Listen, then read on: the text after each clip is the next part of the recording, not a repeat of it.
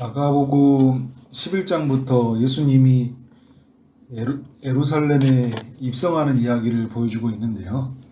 예수님의 공생의 그 마지막 일주일의 여정을 보여주고 있습니다. 예루살렘에 나귀 새끼를 타고 입성하신 예수님이 두 가지를 책망을 하는데, 첫 번째는 열매를 맺지 못하는 무화과 나무를 보고 책망을 하고, 두 번째는 성전에서 장사하는 사람들을 보고 책망을 해요. 첫 번째 무화과 나무를 보고 책망하는 모습을 보여주는데, 12절에 보니까 예수님이 베다니에 오셨을 때 시장하셨다 이야기를 해요. 멀리서 무화과 나무가 보였는데 가까이 와서 이제 열매가 있는가 싶어서 봤는데 잎사귀만 있을 뿐 열매가 맺혀져 있는 것이 아니에요. 그래서 예수님이 무화과 나무를 향해서 이렇게 명령을 합니다.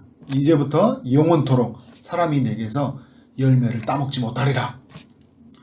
천지를 말씀으로 창조하신 예수님이 또 강풍이 부는 바다를 말씀으로 잠잠하게 하셨고, 병자와 귀신 들린 자를 말씀으로 고치셨던 예수님이 이 말씀으로 무화과 나무의 열매를 맺지 못하게 하시는 거예요. 모든 자연과 또 병과 귀신이 누구의 말로 다 회복되어지고 또 저주를 받고 이루어지는 것을 보여주고 있어요. 예수님의 말로.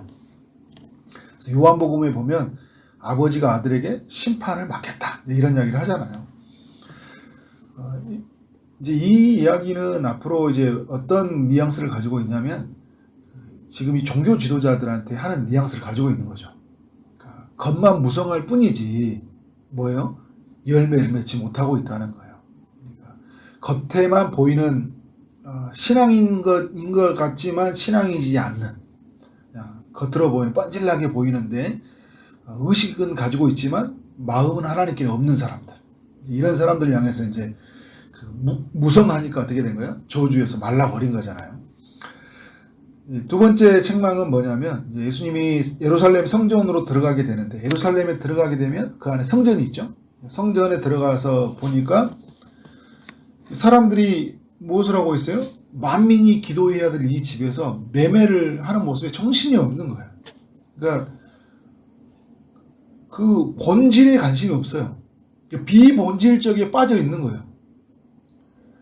돈 바꾸고 다 이런 과정이 사실은 이제 그 성전에 들어가서 해야 될 과정이거든요. 새벽이라 다 말할 수는 없지만, 비둘기를 팔아서 이제 그렇게 해서 돈을 받고 해가지고 성전세를 내고 또 제사를 드리고 하는 이런 과정으로 들어왔는데, 이런 것들만 분주하고 사람들하고 만나고 이야기하고 돈 받고 하는 이야기를 했는데 뭐예요? 성전에 들어와서 기도하는 사람이 없는 거예요.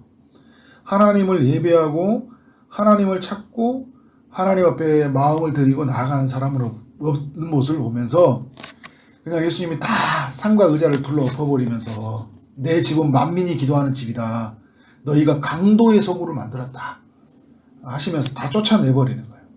이 두 가지 책망을 하게 되는데, 무화과 나무와 또 성전에서 매매하는 사람들 향해 그 책망하는 이 두 가지 책망, 공통점이 있어요. 모두 목적을 잃어버린 거예요. 무화과 나무에는 잎사귀가 맺혀 있는 게 목적이 아니죠. 뭐가 목적이에요? 열매를 맺혀야지 그것이 무화과 나무의 역할을 다 하는 거예요. 그러면 여러분, 성전은 건물로만 존재하는 게 목적이 아니잖아요. 그냥 건물이 있으니까 안전하다? 이스라엘은 하나님이 지키신다? 성전에 내 이름을 두신다고 했으니까 우리는 괜찮은 곳이다, 이런 게 아니라 그곳에서 우리가 어떻게 되는가? 그곳에 가서 하나님을 만나야 될 거 아니에요. 하나님이 임재하는 곳이고 하나님을 제사하는 것이고 또 하나님 앞에 기도하는 것인데, 이런 목적을 잃어버리고 그냥 그저 사람들과의 만남의 장소, 서로 이익을 얻으려고 하는, 이해관계 속에서 이익을 얻으려고 하는 그 장사의 장소, 하나님의 거룩한 것을 빼앗아가 버리는, 훔쳐가 버리는 강도의 소굴이 되어버린 거예요. 여러분, 우리가 존재하는 이유가 있잖아요. 우리도 항상 모든 걸 존재하는 이유가 있거든요. 마이크가 존재하는 이유가 있죠. 강대상이 존재하는 이유가 있어요. 다 존재의 목적을 따라 살아가야 돼요. 그러니까 성전은 성전이 존재하는 목적에 따라서 지어져야 돼요. 우리 인간도 마찬가지. 우리가 하나님 앞에 지어진 목적이 있어요. 이사야에서는 우리를 뭐라고 그래요? 우리를 찬송하기 위해서 지어졌다. 이거를 고린도전서에서 말할 때는 우리가 무엇을 하든지 하나님의 영광을 위해서 살아라. 자, 우리는 하나님의 영광을 돌리기 위해서 지어진 존재잖아요. 이걸 잊어버리면 안 돼요. 그러니까 우리가 또 우리에게 있는 많은 것들을 속에서 우리가 교회라는 공간 속에서요. 또 교회라는 만남 속에서 늘 기억해야 될 건 뭐냐면 나라는 사람이 존재하는 목적, 우리가 존재하는 목적, 우리 가정이 존재하는 목적이 있어요. 하나님을 예배하고 하나님을 높이고 우리 가정 속에 가장 하나님이 높아져야 됩니다. 이게 우리의 가정의 존재의 이유예요. 남편의 존재의 이유가 있고 그래서 그 역할과 기능은 다르죠. 그런데 그 역할과 기능을 통해서 누가 드러나야 되는가요? 하나님이 드러나시는 거잖아요. 그러니까 예수님은 이 존재의 목적을 잃어버린 무화과 나무를 향해서 다시는 열매를 맺지 못하게 하고 성전에서 다 쫓아버렸어요. 빈집을 만들어버렸어요. 그리고 이제 내일 말씀을 살펴보겠지만 그 존재의 목적을 잃어버린 바리새인, 서기관들, 대제사장들, 그 장로들한테 엄청난 책망을 합니다. 이런 모든 일들을 통해서 예수님이 알려주고자 하는 게 있어요. 마가복음 11장에서. 자신은 누구냐? 라는 거예요. 하나님의 아들이라는 거죠. 하나님의 아들이 왔어요. 하나님의 아들이 왔는데 뭘 해야 돼요? 지금 이제 처음에 시작할 때 나귀를 타고 입성을 하니까 사람들이 다 주님을 맞이하잖아요. 메시아로. 그 메시아로 맞이해야 돼요. 근데 사람들은 그런 게 관심이 없어요. 그냥 장사하고 그냥 사는데 관심을 갖고 있는 거예요. 무엇을 위해서 살아가야지 이유를 잃어버렸어요. 주님이 오시는 걸 기다리고 살아야 되는데 우리도 마찬가지잖아요. 주님이 다시 오시는 것을 기다리며 살아가야 되는데 그런 살아가는 이유를 잃어버렸어요. 그냥 먹고 사는 것에만 급급해요. 어떻게 오늘 하루를 보낼까? 그런 것에 매여 있어요. 우리에게 오신 예수님이 누구인지. 그래서 예수님은 자신이 하나님의 아들이라는 것을 말씀을 그 와중에도 뭐냐면 말씀을 통해서 곧 내가 말씀으로 창조하고 모든 것은 말씀으로 지어지고 말씀으로 고쳐지고 또 말씀으로 말미암아 심판이 임한다는 것을 통해서 자신이 하나님의 아들이라는 걸 보여주고 있어요. 여러분 성전을 향해서도 뭐라고 하냐면 내 집이라고 해요. 내 집은 만민이 기도하는 집이라고. 그러니까 예수님이 자기 집이라고 그래요. 사람들이 그러잖아요. 무슨 권세로 이런 말을 하냐. 종교 지도자들이 말하거든요. 뒤에서 말하면. 그러니까 결국은 예수님이 뭐라고 하냐면 이런 권위를 자기가 이렇게 말을 하면서 이런 일이 일어난 걸 보면서 내가 누구인지 모르겠냐. 계속 이렇게 얘기하는 거거든요. 몰라요, 사람들이. 누구냐고 말하는 거잖아요. 그런 거에 전혀 관심이 없다는 거예요, 사람들이. 그리고 그런 일을 행하셔도 그게 이분이 하나님의 아들이라는 것은 전혀 그거에 대한 믿음도 없고 반응도 없어요. 그래서 이 11장 1절부터 우리 8절, 9절 이렇게 쭉 말씀해서 나귀 타고 입성하신 그 예수님의 이야기를 통해 뭘 기억해야 되냐면 하나님의 아들이 오셨는데 우리는 그를 어떻게 해야 돼요? 찬송으로 맞이해야 된다. 호산나 다윗의 찬송할 다윗의 뭐죠? 우리 조상 다윗의 나라여 가장 높은 곳에서 호산나더라. 이런 찬송으로 예수님을 맞이해야 된다. 우리는 이제 다시 오실 주님을 이렇게 맞이해야 되겠죠. 그리고 순간순간마다 우리의 인생 속에 예수님을 이렇게 맞이해야 됩니다. 예수님 우리 안에 충분히 사시지만, 그죠? 그렇지만 매 순간마다 그 내 안에 사신 주님이 내 안에 있는 모든 삶을 통치해 가시도록 그분을 구하고 그분을 맞이하는 삶을 우리는 살아야 된다. 그래서 예수님이 이 믿음에 관한 이야기를 해요. 이런 과정을 통해서 하나님을 믿으라는 거예요. 그러니까 하나님을 믿으라가면서 결국 뭘 말하는 걸까요? 22절에 하나님을 믿으라면서 의심하지 말고 믿으라. 24절에 구하는 것은 받은 줄로 알고 믿으라. 그리고 31절 이하에서 예수님이 하나님께로 보내진 자라는 것을 믿으라. 이런 이야기를 하고 있는 거죠. 결국 우리에게 중요한 것은 믿음이다.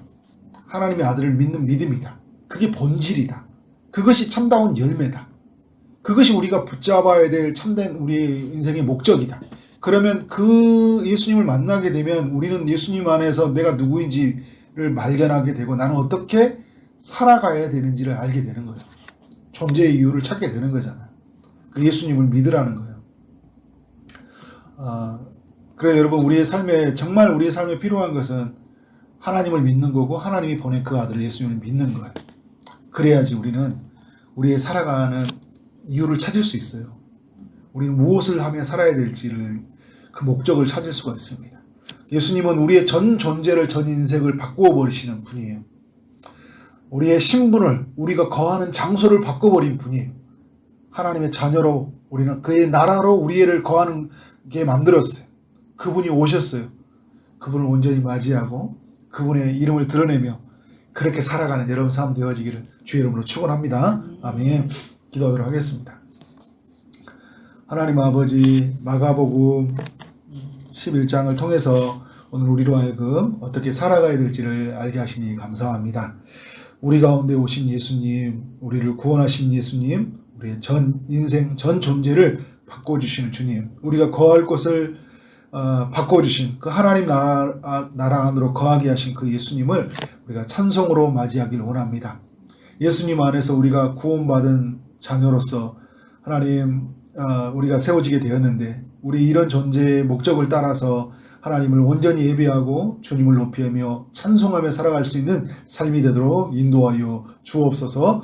하나님, 우리의 삶이 모든 것이 하나님께 영광이 되길 원합니다. 하나님께 온전한 예배가 되어지길 원합니다. 하나님의 이름만을 높이고 살아가는 우리의 삶이 되도록 인도하여 주옵소서. 오늘도 주의 응답을 기다리는 이들에게 찾아가셔서 은혜를 베풀어 주시길 원합니다. 육체의 아픔 중에 있는 성도님들에게 찾아가셔서 치료의 광선을 비춰주시고 고쳐 주옵소서. 취업을 준비하고 결혼을 준비하고 임신을 준비하고 출산을 준비하는 이들이 있습니다. 하나님께서 한없이 크신 은혜의 사랑을 베풀어 주옵소서. 오늘 하루 만나는 사람들에게 주의 사랑이 흘러가길 원합니다. 주어진 일 최선을 다해 일하게 하심으로 말미암아 우리 하나님께 영광이 되고 우리 모두에게는 큰 기쁨이 되는 하루가 될 수 있도록 역사하여 주옵소서. 예수 그리스도 이름으로 기도를 쌓옵나이다. 아멘.